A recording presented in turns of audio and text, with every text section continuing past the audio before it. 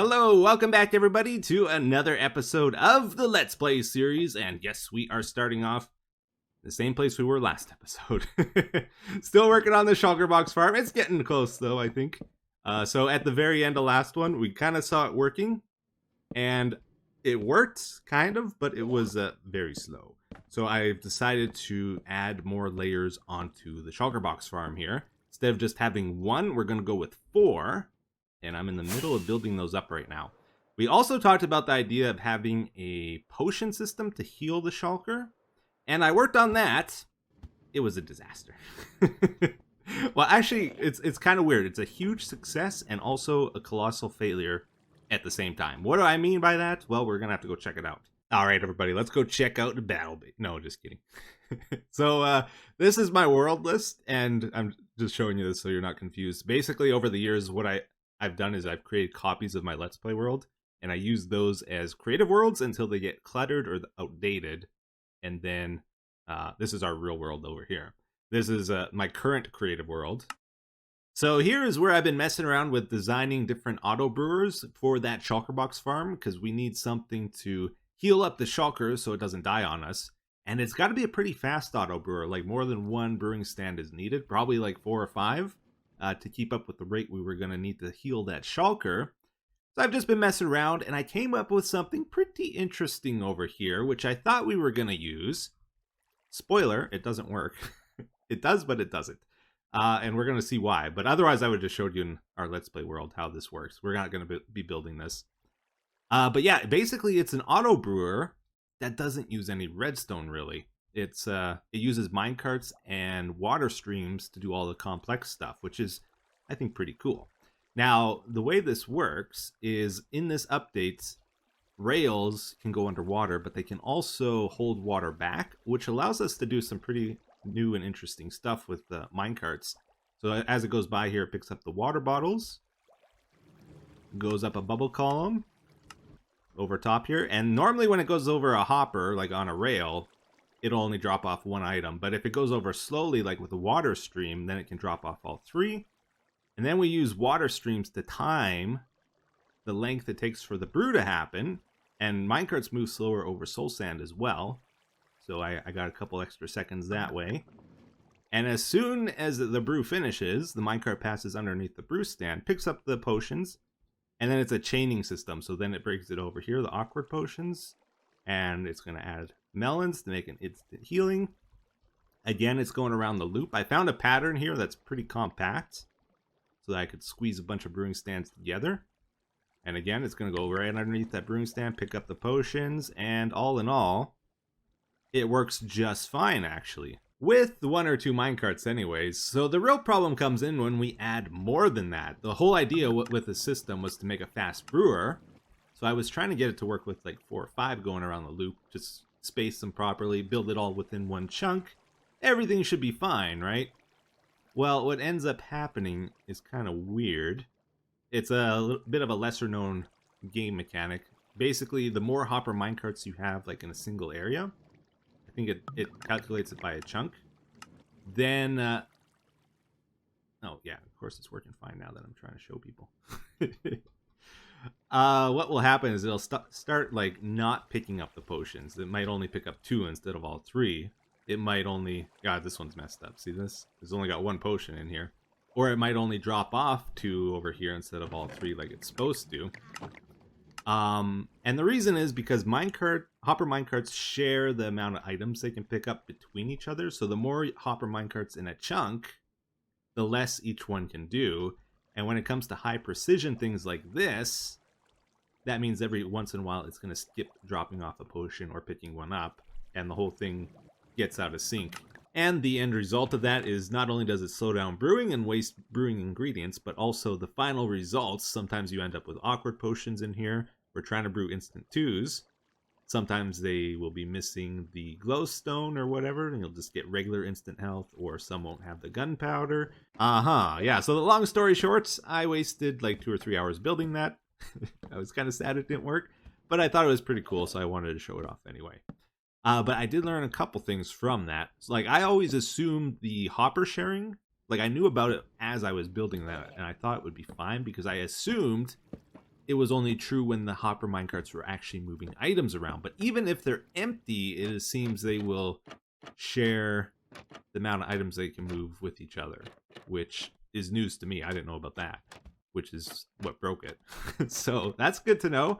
And the lesson also, if you're trying to use them for doing anything with precision, probably not a good idea. If you're just picking up a bunch of items like in a mob farm, it's fine. But anytime you need to precisely move items around, probably not a good idea to have more than one minecart doing the job. Well, it looks like we might have a bit of a reoccurring theme today. So this is quite a bit later. And I got the 4 layers built on this farm, right? And I've been testing it out and, well, disaster. Oh, man. So my assumption was if we add more layers to this, this guy would have more places to duplicate to, and it would be less likely his duplication will fail. And when he duplicates, he gets healed up to full as well, which means it's more likely more duplications will happen, less likely he'll want to teleport out of there, and the farm should get exponentially better the more space he has to teleport to. The problem is, it seems like 4 layers isn't enough space. It still fails quite a bit. Like, it takes 3 or 4 shots on average, maybe, for him to actually duplicate to one of those places. And it only takes him like 2 shots to get down to half health and then want to teleport out of there. And now we've given him so much more space to teleport to that he's out of there. Like right away, he doesn't stick around. He's gone. So that's an issue. And I've tried spamming him with healing potions, and it just can't keep up. He damages himself so quickly that no, it's not going to work. And if we try to add like a replacement system where when the Shulker Box disappears that we put a new one in there, it's just going to take too long, I think, for the farm to run at a decent rate even. Because every time we replace this guy, if he teleports out of there, the snow golem's got to reacquire target. We got to detect when he leaves and get a new one to get carted over or whatever. And it's not going to be very good. So, you guys might not like me for this, but I'm going to be building a new Shulker Box farm.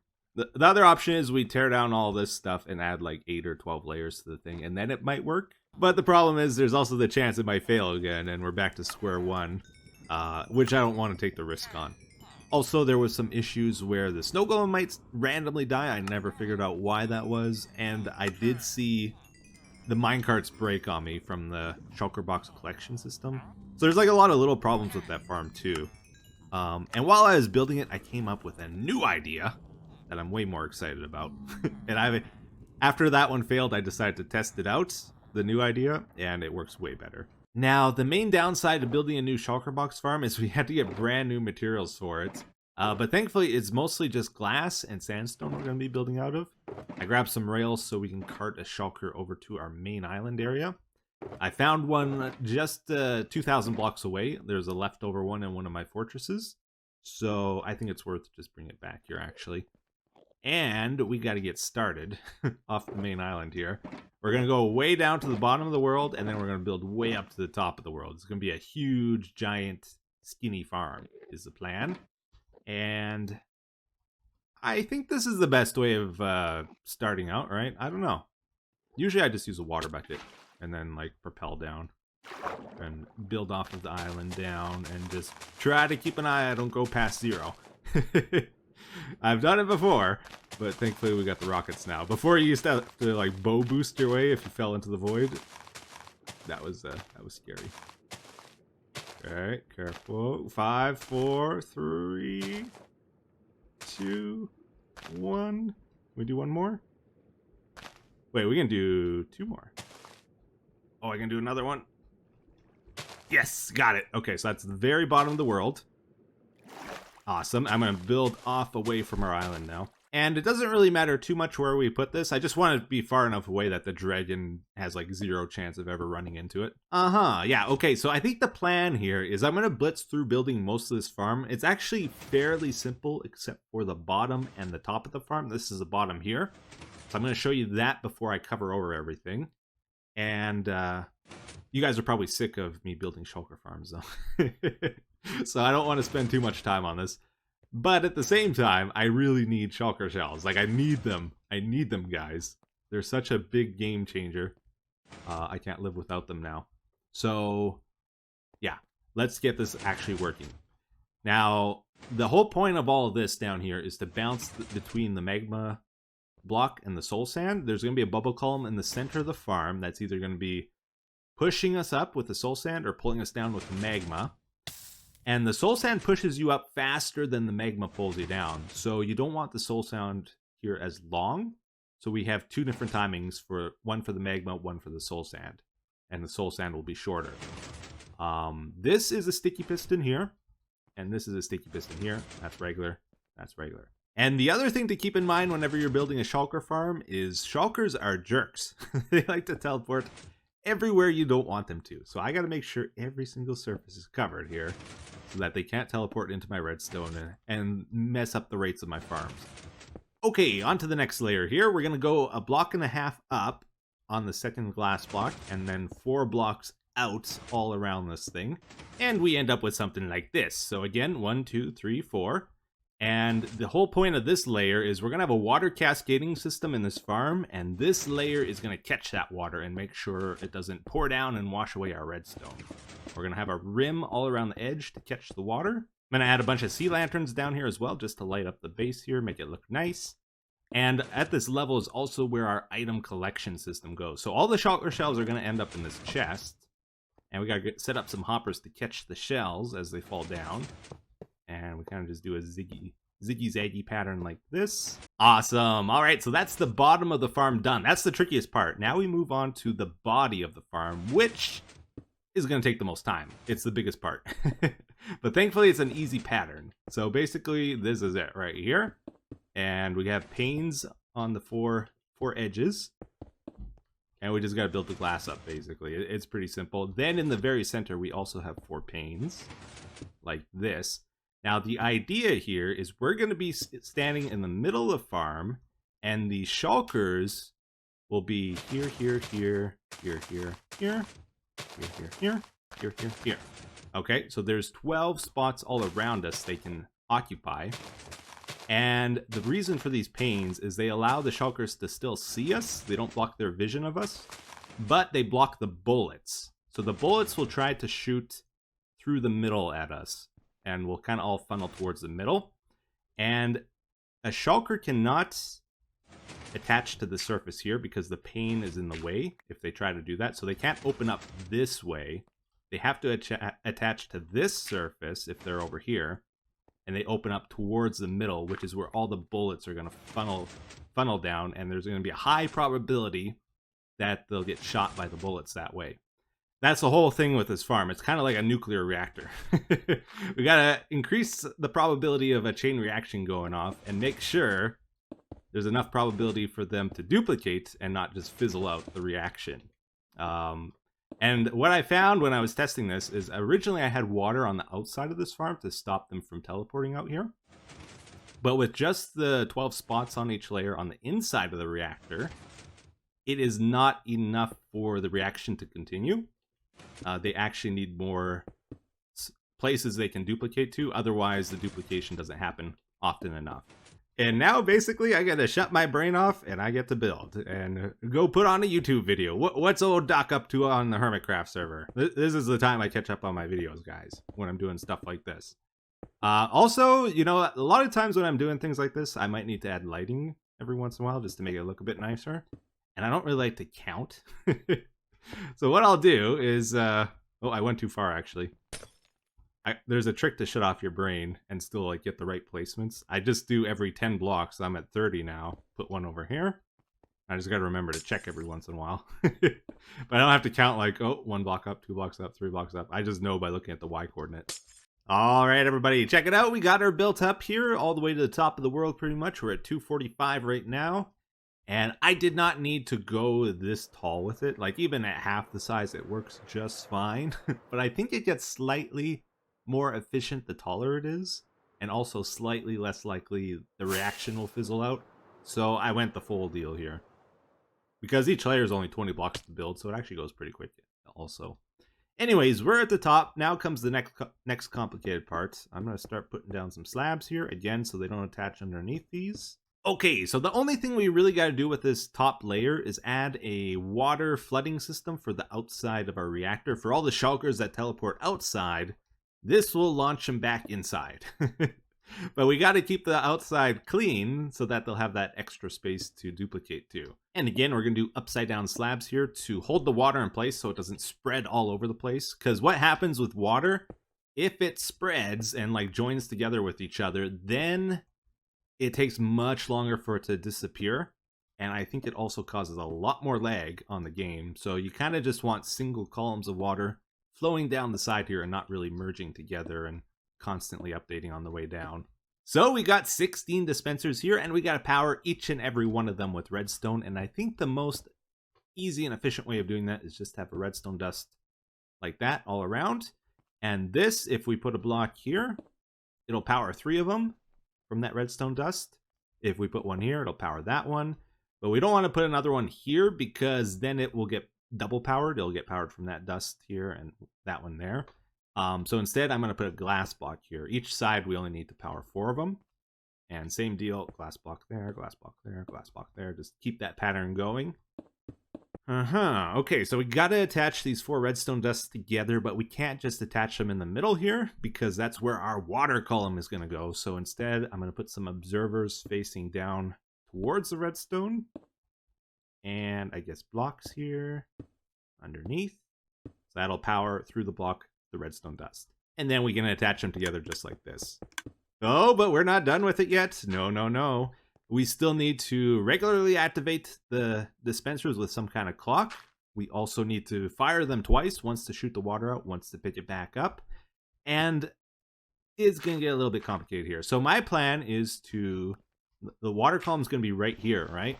Whenever that switches between the soul sand and the magma block, it's going to update and this will detect it. So it's going to steal the clock from all the way at the bottom of the world there and take that clock and bring it up here. Okay? Does that make sense? Yes, it does. Of course it does. Okay, then what we do is take that signal. We're going to send it this way. And this part is pretty hard to explain, but basically there is a lot of finicky timings involved with when we want the wave of water to be released, and also like how the dispensers get activated. They're pretty picky, and the observers complicate that even more, and I don't need to explain it all, I hope. Just, yeah, this is what we're going to do here. So, I think I want a repeater here. Yeah, and then we go this way, and then we got to lengthen the signal again for reasons that are hard to explain. I think we want a block here, and a block here, and a repeater here at 2. This one's at 4, I believe. There, so the signal gets sent here, and then it gets extended by another 2 ticks with this. Now all we gotta do is get the water column in and kind of just finish putting this up and making sure everything's spawn proof, that kind of stuff. So I want to sneak one in over here. Gonna build this up, and then maybe we'll put some slabs at the top layer here. Cool, we got a water bucket and all the dispensers, and now we're free to cover over all of this so that no shulkers will teleport here. Just put a slab over top everything. Oh, snappers. Okay, so I think this is actually the last thing we need to do. And we gotta go get a shulker. But we're about done with this. So we're gonna add a water source here. This is gonna flow down all the way to the bottom. And we gotta turn these all into water sources, actually. So, oh, that was a bad throw. Oh, I shouldn't do that. Good thing I got my elytra wings. Oh, I had a bit of a scare there for a second. How you guys doing? Things are pretty good with me. That's right. Just killing time here. Is it coming down yet? Here we go. Oh, you can see the water on the outside too coming down. Awesome, that's working. And then it gets caught over there. Doesn't flow over the edge or anything and disappears. Okay, so what we're gonna do, we're gonna plant a kelp. I brought a bunch of bone meal here, and we're just gonna grow that up all the way to the top, and that's gonna turn it all into water source blocks, and then we break it. Oh, my ender pearl finally landed. Okay, so now we're testing out the timings on those hopper clocks we installed at the bottom.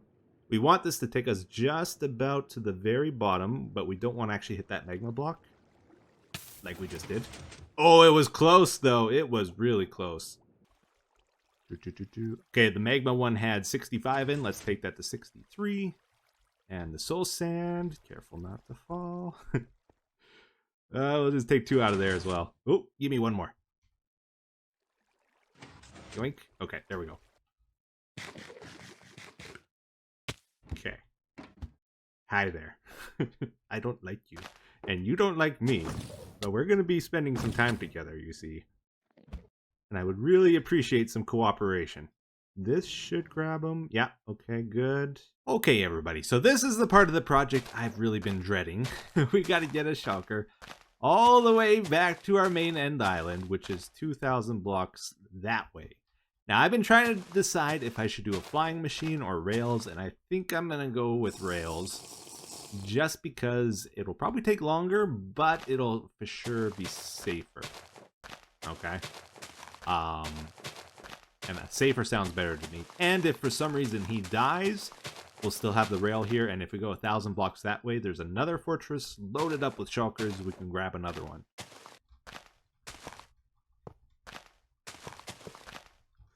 Oh, that does not work. Oh, snappers. All right, we got her done. It goes all the way to our new farm. We just got to move this guy now. I think it took about 40 minutes or so. A little bit of time, but it wasn't too bad. What am I doing here? I have no idea how I left him now. It's been a while. All right, I think we got to get rails. Oh, it connected yet. Okay. I don't want him to see me. I'm very shy, you know? Will this work? There he goes. Okay, here we go, everybody. We're coming up to the farm. So I left an activator rail at the very end of the track, and I'm hoping he just ejects and sticks to the glass there. He did. Is he on the inside or the outside? I think he's on the inside. If he's on the outside, the water should wash him inside. Anyway. Yeah, he's on the inside. Okay, that's perfect. That is perfect. We got our first guy in there. He's our seed. Hey, buddy. Thank you for cooperating. You were good. So now I'm going to remove some of this just so he doesn't teleport back to this. Oh, man. Okay, so I'm pretty nervous about this. A lot is riding on this little guy. I think the odds are in our favor of it working. But if he doesn't duplicate and kills himself, I'm going to be very sad. I'm not going to take a chance. I'm going to heal him just manually as we go by here. If I can. Anyways. So the idea is he's going to open up as we get close to him here. He's going to shoot and hopefully shoot himself. Okay. And give him one of those. The regen. Yeah, he got it. I saw the sparkles. And at the start of this farm, it's not really going to do much because, like, we got to pass by him, and every time there's a chance he might duplicate. But there's supposed to be, like, hundreds of guys in here. So most of the time, as we're riding this, we're just wasting time as we're first starting out the farm. But once it's going, once the reaction is going, it'll be awesome. There's a bullet by him there. Let's see if this will get him. And, oh, he closed. And I think he duplicated. Oh, I couldn't quite see. I think he might have there. Oh, yeah, there is 2. Oh, sweet. Okay, I might give him a heal anyways. Oh, I missed. Yeah, that guy got hit. He might have duplicated. I didn't see. Oh, that's good. Woohoo! All right, so I think we got 3 or 4 guys in there now, so it's probably safe. We probably don't need to heal them anymore. Hopefully. Uh-oh, they're duplicating. Okay, good, good. I think there's like 4 or 5 now. So every time I pass by here, it's going to create more. Some of them are going to start dying now, though, I think, as well.